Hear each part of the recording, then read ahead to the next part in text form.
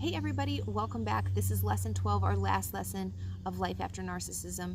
And today I am going to be talking to you very briefly about how to share your story. Your testimony is so important for two reasons. First of all, it allows you to keep what you have gotten. So everything that you have gotten, you keep it by the word of your testimony. And also it gives other people the means, the faith, the belief that it is possible to move on from their situation.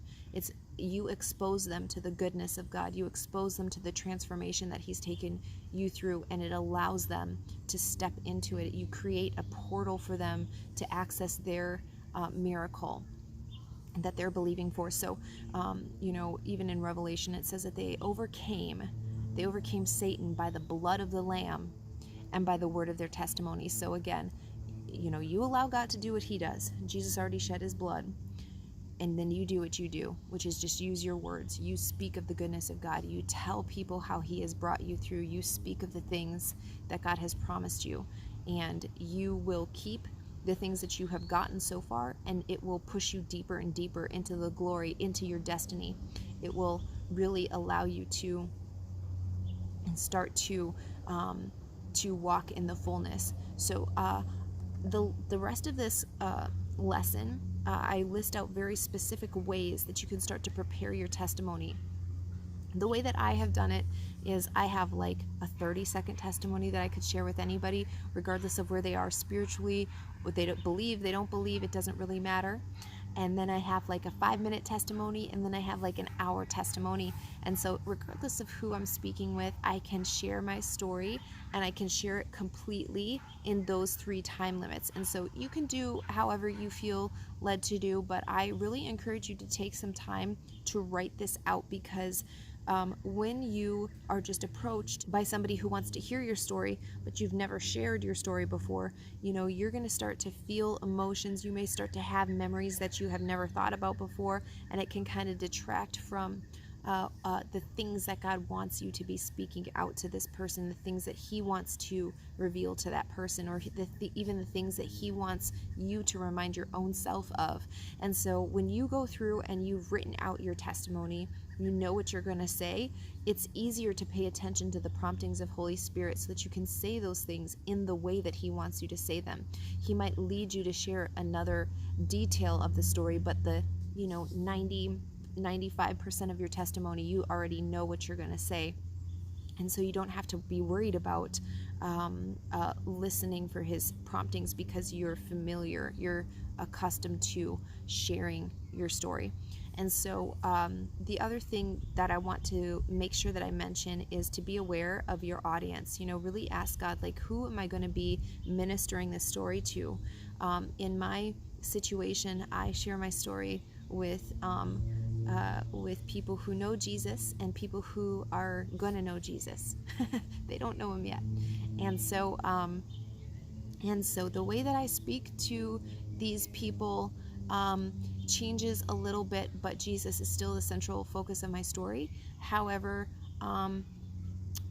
most of the people that I share with, I want to make sure that they understand narcissism is first a spirit. And so the things that people partner with on the earth originated in the spirit realm, and I make it clear that my story is about, I've recognized what's happening in the natural, and I understand how the spirit realm works, and I've approached it from the spiritual standpoint, and here's how I'm approaching it in the natural. This is a dual effort, and that regardless of how I could help them, whether this is an interview for somebody who's thinking about hiring me, or a friend has asked me to speak to another friend, or whatever the situation is, regardless, they understand that this is how I approach it. And I'm happy to take on clients. I have many clients who do not believe the same way that I do, who do not have the same spiritual beliefs that I do, and that is fine with me. I'm called to be the hands and feet of Jesus, and Jesus never discriminated. He never discriminated about who He touched, who He reached. He was wanting everybody to come into His presence and wanting to make the Father known to all of them. So that does not bother me, but I do make sure that they understand I can't change my beliefs. this is who I am. This is the standpoint that I come from. This is the way to approach it. This is what God has given me, and I cannot and will not abandon that principle. And so that's part of the way that I share my testimony with other people, regardless of if it's 30 seconds or it's 5 minutes or it's 1 hour. I know the main parts that God wants me to make sure that are conveyed in my story. So when you go through, you're going to be able to craft your own testimony, write it out, and get comfortable with sharing it with other people. Even if you feel like, well, I don't really want to share anything with people right now, then write something for where you are right now, because you are going to meet people, you are going to be making connections. And for me, when I was in the process of the custody hearings and things like that, it was very frustrating to try to explain my situation to people. It was very frustrating. And so I just tried not to do it. I tried not to have to do that. And I quickly learned that wasn't going to work. I had to have an answer. And even the Bible says, be sure that you can give a reason for the hope that you have. And so I did this many times where I've had to revise my testimony depending on what stage of life I'm in, and so that I will always have a reason to give to somebody who asks me why I'm hopeful, why things are the way that they are, what the situation is, how could they help, and all of that. I have a way to address those issues. And sometimes we think, well, when I get the testimony, when I get the fullness of it, when I see the end result, then I'm gonna I'll just know how to share the story, or I'll know how to tell the testimony. But the thing is, these moments that you have right now, regardless of what phase you are, what process you're in right now, where you are in the whole thing, that is a life. That's part of your life. That's a moment. That's a gift. That is a testimony. The fact that you have gotten this far, that's a testimony. The fact that you are wiser than you were yesterday, that's a testimony. Don't overlook those small things because you've been given this big promise that you haven't seen fulfilled yet. If you're in the middle of it, hold on to those things, declare those things, include those things in your testimony for sure, but don't think that you have to wait until it's the end. You have the full promise, you have the fullness of the measure that God has promised to you to tell your story. You are a witness, you are a walking, living, breathing testimony of the goodness of Jesus right now. So be prepared to share your story wherever you are right now, and do so unashamed. Unashamedly tell your story. Unashamedly, with boldness, preach of the goodness of God. Tell people how God has brought you this far. Share with them the way that He has changed your life and changed your mindset.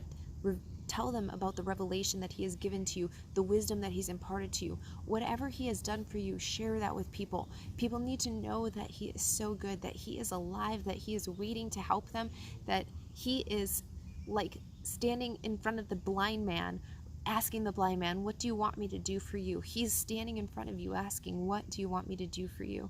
So be prepared to give that to people. Allow God to touch people while He's working in you, while He's still working out your blessing. Allow Him to bless others through you. Allow Him to do that. That is part of your inheritance. It's part of your heritage in your identity and who you are in Christ. So as you go through your testimony, I would love to hear from you. If you would love to share that with me, if you'd like to just shoot it on over to me in an email, I would love to hear your testimony. I pray over these individually every day, and so I really enjoy getting your feedback. I really enjoy getting your messages, and if you feel led, I would love to hear yours as well. Of course, no pressure. You definitely do not need to do it if you don't feel led, but if you do, I would just love to be a participant and a listener of your testimony as well. So guys, thank you so much for participating in this course. I pray it has blessed you.